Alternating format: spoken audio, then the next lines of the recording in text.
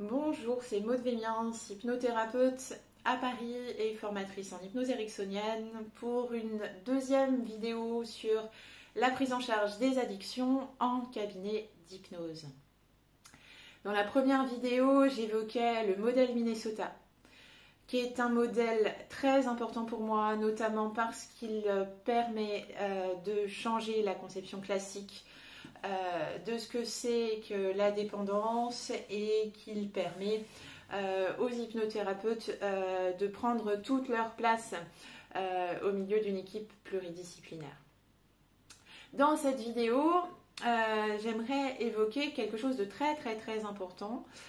Qu'est-ce qu'on fait quand une personne vient dans notre cabinet en indiquant avoir un problème de dépendance dans les premières minutes et les premières dizaines de minutes de notre échange, parce que c'est très souvent là que vont se jouer les choses les plus importantes de l'accompagnement à venir.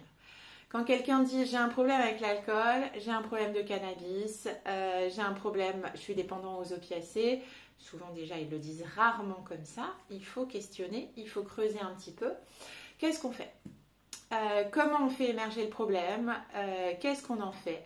Très souvent, les hypnothérapeutes, débutants ou non d'ailleurs, en cabinet paniquent avec ça.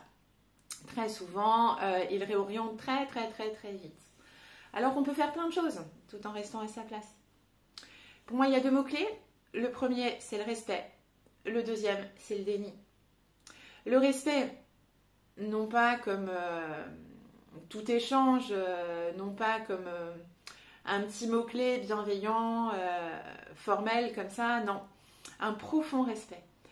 Moi, je garde toujours à l'arrière-plan que la personne qui est en face de moi, qui vient me dire avec courage qu'il a un problème avec un produit, c'est quelqu'un qui a beaucoup souffert.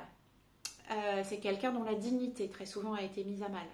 Parce qu'il l'a perdu, parce que son entourage le rejette, parce qu'il a eu des problèmes au travail, ou alors parce qu'il a dépensé beaucoup d'énergie à cacher ses problèmes. En face de moi, j'ai quelqu'un d'isolé qui ne sait pas comment s'en sortir, qui est dans une double contrainte terrible, très souvent, où il ne peut pas arrêter, il ne peut pas continuer. Et il dépense une énergie formidable à essayer de gérer, il n'y arrive pas. Il entend qu'il n'a pas de volonté, il croit qu'il n'a pas de volonté, alors qu'il déploie un courage formidable au quotidien. Moi, j'ai un profond respect pour ces gens-là. Je les admire même. Ça, ils le sentent. C'est très important.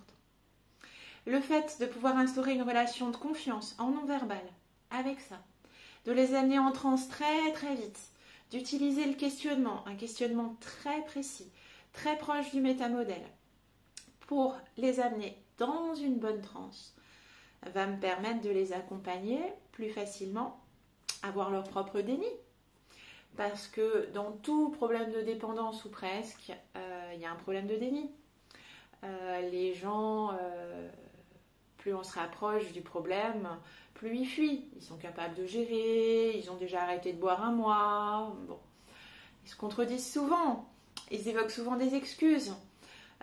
Ils ont peur, ils n'ont pas seulement honte, ils ne font pas que culpabiliser, ils ont peur et puis ils restent attachés à la dimension de plaisir du produit qu'ils ont longtemps consommé.